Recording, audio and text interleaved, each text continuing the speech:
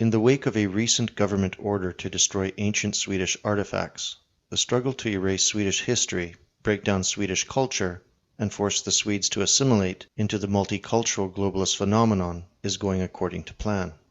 Following the revelations of one of its angry archaeologists, it emerges that the curators of Stockholm's Landsmuseum have been ordering the systematic destruction of newly found artifacts from the Iron Age and the Viking period under the guise that it would be too burdensome to process.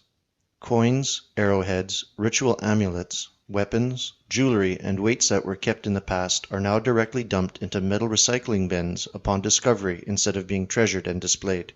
Following a recent surge in excavations aimed at construction for low-income housing for immigrants that are occurring all over Sweden, the museum excavators are instructed to recycle unearthed iron elements into scrap metal following the pretext that it would take too much resources to process, identify, and store them. The findings are usually quickly disposed of in order to make way for construction machines and building workers. This was kept secret until this week's declarations by Johan Runer, archaeologist at the said museum. He tried to raise the alarm before but only met indifference from the liberal Swedish media. According to Runer, this has been going on since at least 2015, as he recalls the example of an entire human settlement from the Bronze and Iron Age that discreetly got leveled to allow roadworks for Sweden's E6 motorway to progress. We do not know so far if this practice only incriminates this museum or isn't part of a greater scale.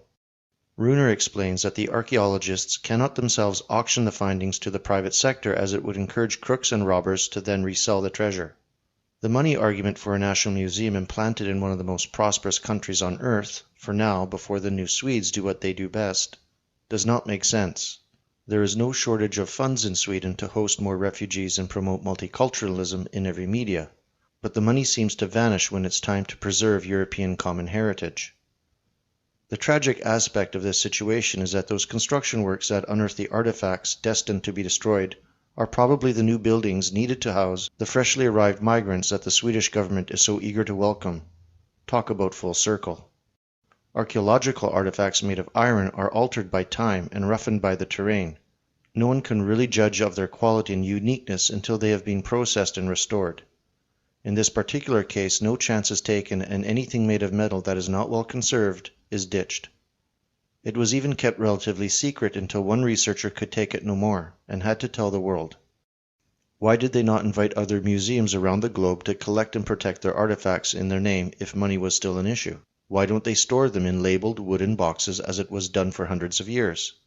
If not, let them ask for voluntary work to take care of the findings, or let it be given to the native people that are interested in this culture. Even if they were used as doorstops or cutlery, they'll take better care of it than any Swedish liberal government. Terminally ill patients suffering from liberal cancer, like Alice Bah Kuhnke, New Swede, and Sweden's Minister of Culture, are the ones that now approve those decisions and define what should compose Swedish history and choose what will be Sweden's future. It also follows recent claims from leftists that ancient marble statues made thousands of years ago are actually racist and were specifically used to whitewash history. And lately, the BBC used an incompetent feminist professor's views to create an educational cartoon where, among other things, Roman centurions in Britain were black. In one of the episodes of this series, the Proto-Scots, or Picts, were depicted as black barons. There is not much difference between these liberal iconoclasts and the soldiers of the Islamic State's goons smashing millennia-old statues and monuments with sledgehammers. In both cases, those who destroy claim that the targets are false idols, the first against a multiculturalist future and the latter against Allah. Such practices are revolting to say the least. A prime example of how cultural Marxism aims at erasing the past to get rid of the last roots that our children can call theirs. Just like violent communist regimes in the past aimed first at burning libraries, bringing down churches, graveyards, and museums, before shooting countless millions in the back of the head. As many of our viewers already know, the knowledge of history is a core concept in masculinity. Without respecting the ancient traditions of men, a stable and healthy future cannot be built. By destroying elements attached to the idea of Viking culture, which valued financial success, bravery, and putting one's people first, Sweden's self-loathing decision-makers try to erase the few traces that show Sweden as something else than a multiculturally infected petri dish.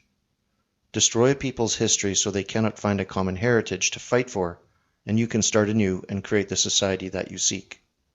These, then, are the predictors and social softening techniques used by Western liberal global homo democracies in the run-up to their full-spectrum genocide of ethnic European populations.